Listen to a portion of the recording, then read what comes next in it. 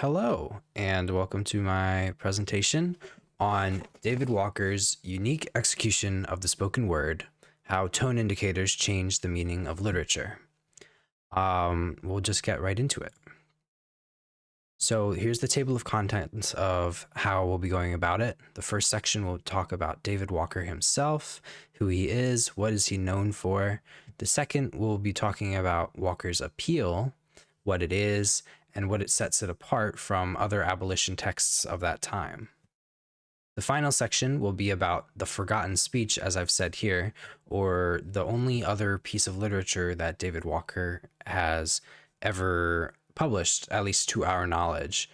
There may be some texts that he published that have just been lost to time, but this forgotten speech, The Necessity of a General Union Among Us, is the only other piece of rhetoric that we have from David Walker aside from the appeal. So we're going to talk about its rhetorical situation, how it's different from the appeal, where they're similar, and why it's important to read both of these texts rather than just focusing on the appeal. So we'll get into David Walker right here. David Walker, and this is a photo of him right here, was born on September 28th, 1796. He was a freeborn African-American and an outspoken abolitionist. Being a freeborn African-American at that time was relatively rare. It meant that you had a black father and a white mother. Usually, you would see the other way around with a white father and a black mother, and that would follow the rule or the law of partus sequitur ventrum, or child follows belly, meaning that the white father would basically rape their slave daughter, or not daughter, slave woman or girl, often girls, and the following child would just become a slave themselves because they were born to a black mother. But in David Walker's case, it was the other way around, where a white mother and a black father, and so he was born to the white mother and was therefore free. He was best known for his militant views on emancipation, shown most famously in his pamphlet, Walker's Appeal, which we'll be talking about later. At this time, this view on emancipation was relatively rare. In fact, Walker is thought of to be one of the very first radical abolitionists. It wasn't until after his death that other abolitionists began arguing for more direct actions against slavery. More often than they did at this time that he was writing the appeal. He died August 6th in 1830 under unusual circumstances. And though his cause of death was never confirmed, it's very heavily suspected, basically guaranteed, that Walker was killed by slaveholders because of the publishing of his appeal. And in fact, Walker seemed pretty aware of that case as well. And in the introduction to his appeal, he writes, quote, "I am fully aware in making this appeal to my much afflicted and suffering brethren that I shall not only be assailed by those whose greatest earthly desires are to keep us in abject ignorance and wretchedness, and those who are of the firm conviction that heaven has designed us and our children to be slaves and beasts of burden to them and their children. I say, I do not only expect to be held up to the public as an ignorant, impudent, and restless disturber of the public peace by such avaricious creatures, as well as a mover of insubordination, and perhaps put in prison or to death for giving a superficial exposition of our miseries and exposing tyrants."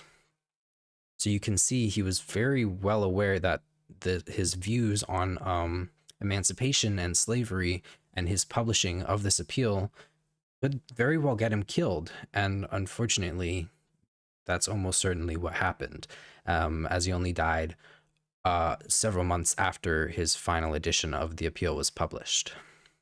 Moving on, we're going to talk about Walker's Appeal, and here's the full title here.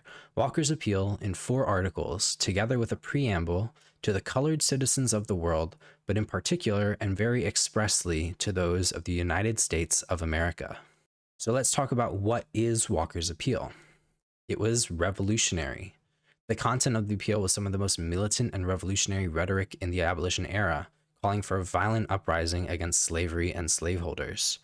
And I wanted to talk about Cheryl Wall in this moment here, her book Voices of Thunder.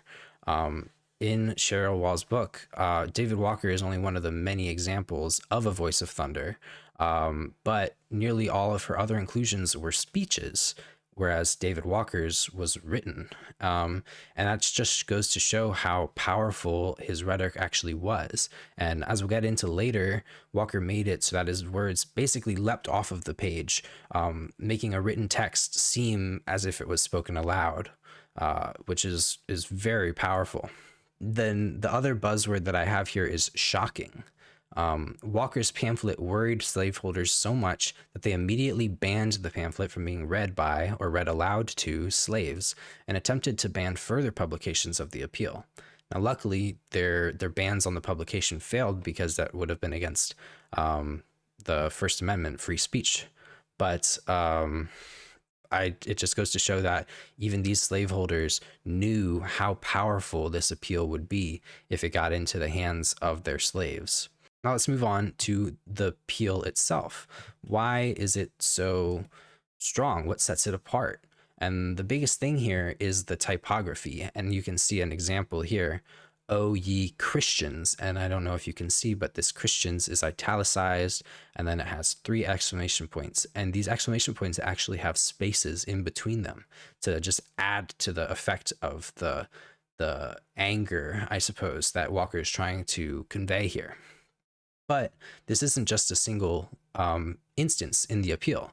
It's full of exclamation marks, italics, hyphens, capitalizations, bolded letters, bolded sentences, and simply looking at the text, just looking at it is a different experience compared to reading something else. For instance, in our English 222 class, reading Incidents in the Life of a Slave Girl, her work, Jacob's work, was really strong and powerful, but it was all, at least in the format that I had, it was all one single font, one single font size, no over the top exclamation marks, etc. It was meant to be read at like a normal pace with normal emotion, whereas Walker's piece is meant to have those rises and dips in emotion throughout. And this gets into the formatting here because he wished his words to reach slaves across the United States, and the vast majority of slaves were illiterate, not because they didn't wish to learn how to read, but because they were literally forbidden from learning how to read. It was against the law to teach a slave how to read. And to overcome this, he formatted the appeal using this typography to be easily read aloud. And you can see here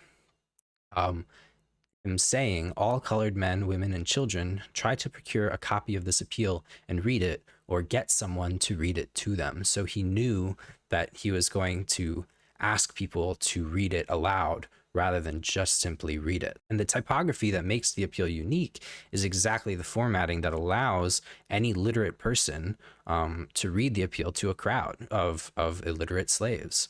All of the exclamation marks, the italics, etc., are tone indicators. They tell you when to yell, when to raise the emotion, when to infer sarcasm. For instance, this italics of the Christians, he's talking about the quote unquote Christian nation of the United States and calling them out for hypocrisy. They tell you that through these italics.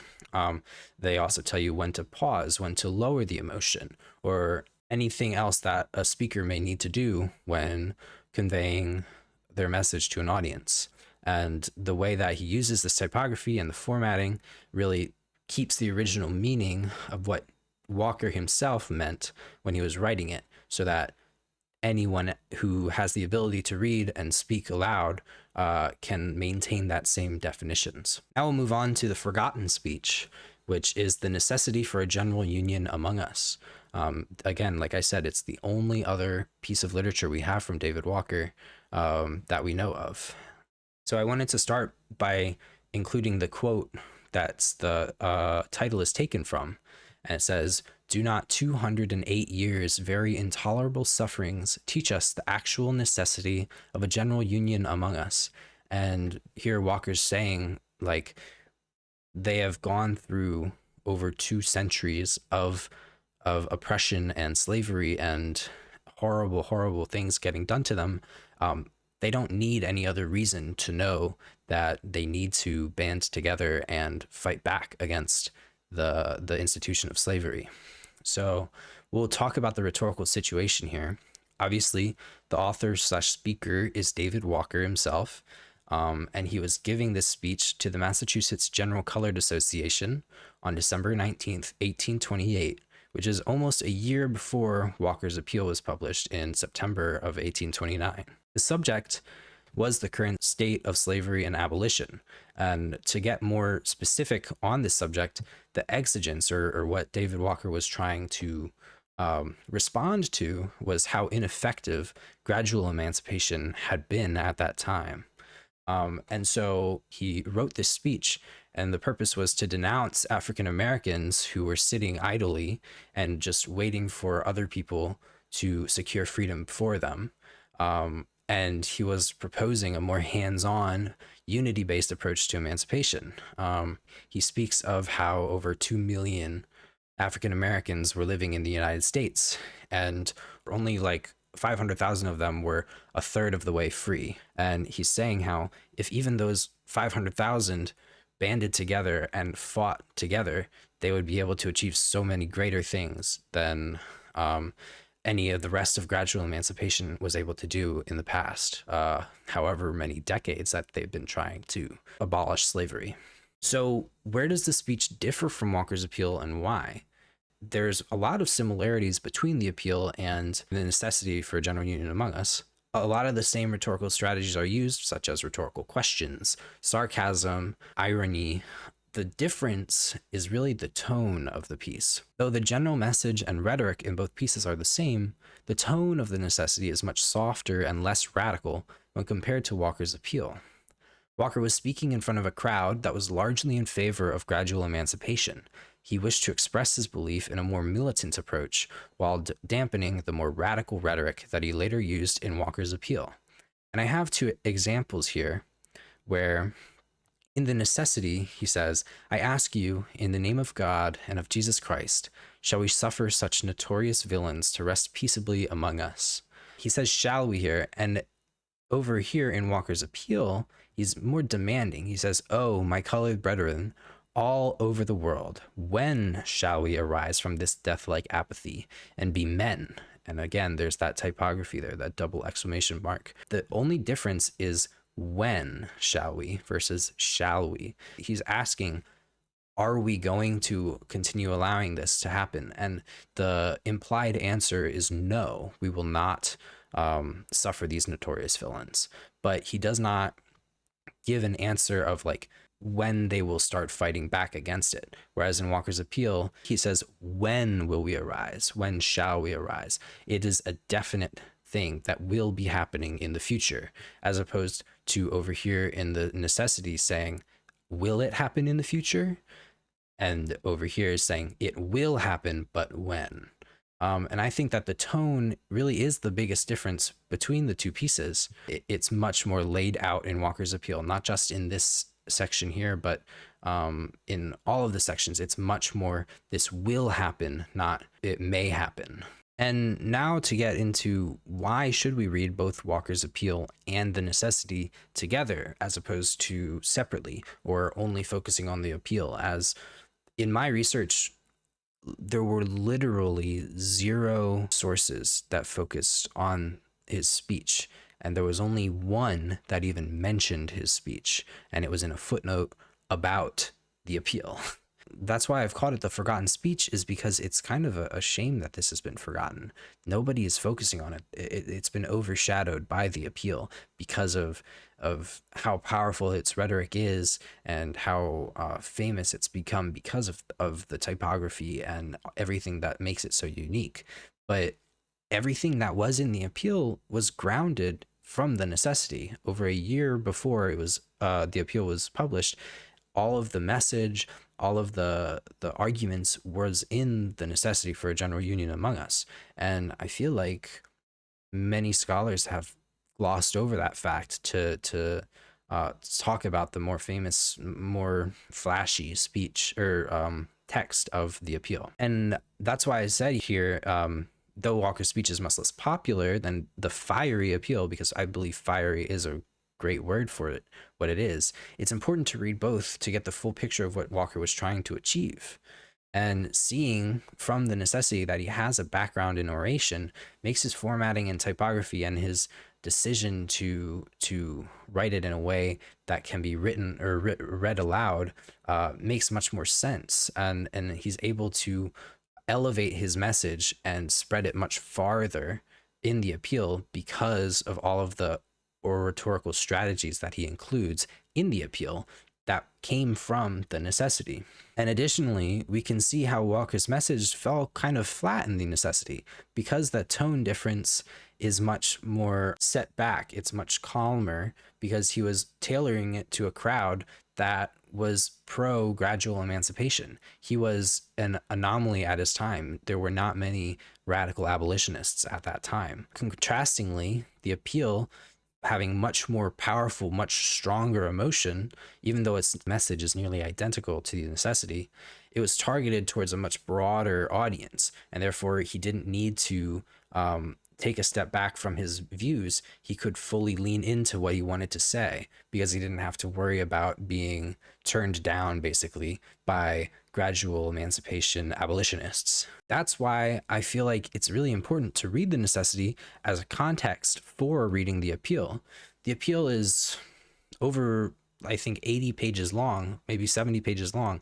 The necessity is only 4 pages long, and it gives you much needed context for what he was trying to say originally and how he expanded upon it and increased the emotion to get a better reaction, basically, from his audience and the much wider audience. And we can see that it worked. It like made slaveholders afraid. They were worried about a violent uprising because of the appeal. And it's like a double-edged sword because it worked, but it also cost him his life. And he was aware that that might happen. So it's kind of like a blessing and a curse, I should say, that he was able to increase the volume from the speech into the appeal to reach a much broader audience and to increase that emotion and have such a much larger impact. Whereas the necessity, while it has the same general message, it didn't have that big of an impact. And that's also a blessing and a curse because though it didn't reach that many people, Walker was able to continue writing. And I think it's kind of a tragedy that we don't have any more rhetoric from Walker, because if he was able to continue writing after his appeal, who knows what would have happened during abolition. Maybe things would have turned out differently or sped up the process. And so I suppose what I'm trying to say is that losing Walker was a heavy blow to the abolition era. And I thank you for listening to my rambling. And I hope that you have a little bit better context for the appeal through his necessity. Thank you.